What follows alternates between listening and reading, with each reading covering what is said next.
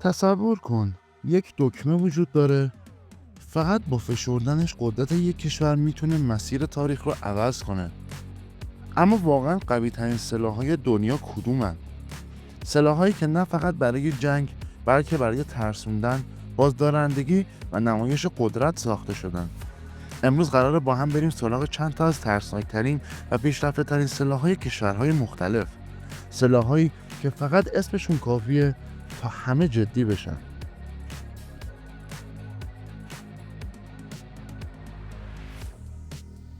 اولین سلاحی که باید معرفی کنیم بمب هسته‌ای B83 ایالات متحده است. وقتی حرف از قدرت مطلق میزنیم نمیشه از بمب هسته‌ای رد شد. یکی از قوی‌ترین بمب‌های هسته‌ای B83 ساخته شده توسط آمریکاست. در مورد قدرت انفجارش هم بخوایم بگیم چند صد برابر بمب هیروشیماست. نکته ترسناکش به نظرتون کجاست؟ این سلاح فقط برای نابودی نیست، بلکه برای اینکه هیچکس جرأت شروع جنگ رو نداشته باشه و به این عمل میگن عمل بازدارندگی هسته‌ای. موشک‌های هایپرسونیک زیادی توی دنیا هست، اما خطرناکترینشون موشک هایپرسونیک آوانگارد توی روسیه است. روسیه به جای بزرگ کردن بمب‌ها تصمیم گرفت سریع‌ترشون کنه. آوانگارد یک موشک هایپرسونیکه که با سرعتی بالاتر از 20 برابر سرعت صوت حرکت میکنه. اما چه چیزی اونو خاص میکنه؟ مسیرش اصلا قابل پیش بینی نیست. سیستم‌های دفاعی تقریبا نمیتونن متوقفش کنن، یعنی اگه شلیک بشه زمان واکنش تقریبا صفره و میتونه خرابی‌های زیادی رو به بار بیاره. قبلا تو ویدیوهای قبلی در مورد جنگنده رادارگریز F-35 آمریکا گفتیم، ولی اینجا هم بگیم بد نیست.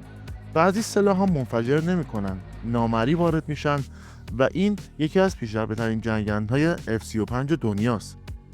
این جنگنده طراحی شده تا دیده نشه، شنیده نشه و ضربه بزنه.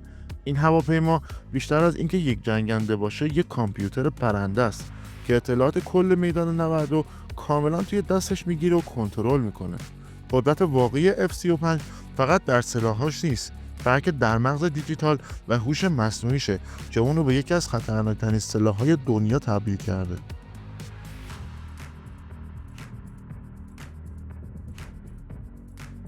مورد بعدی در مورد پهپاداست. پهپادهای زیادی توی دنیا ساخته شدن، اما خطرناکترین داخل اینها پهپادهای رزمی پیشرفته چینه. چین راه متفاوتی رو رفت. به جای تکیه کامل روی انسان وارد دنیای جنگ بدون خلبان شد. پهپادهای رزمی چین میتونن ساعتها توی آسمون بمونن بدون به خطر افتادن جان خلبان عملیات انجام بدن.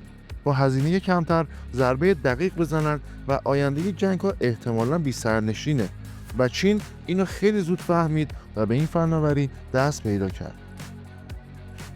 و در انتها یکی از مخوفترینا رو باید براتون تعریف کنیم: زیردریایی‌های هسته‌ای بریتانیا، آمریکا. حالا بریم جایی که دیده نمیشه، اعماق اقیانوس‌ها. زیردریایی‌های هسته‌ای میتونن ماها بدون دیده شدن حرکت کنن. بعضی از اونها حامل موشک‌های هسته‌ای هستند. ترسناکترین بخششون اینه که هیچکس نمیدونه دقیقاً اینا کجان و دارن چیکار میکنن. یعنی حتی اگه همه چیز نابود بشه، قدرت پاسخ هنوز زنده است.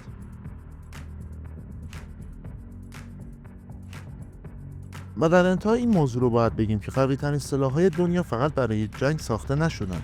بیشترشون برای این ساخته شدن که هرگز استفاده نشن، چون هزینه استفاده ازشون ممکنه خود دنیا باشه.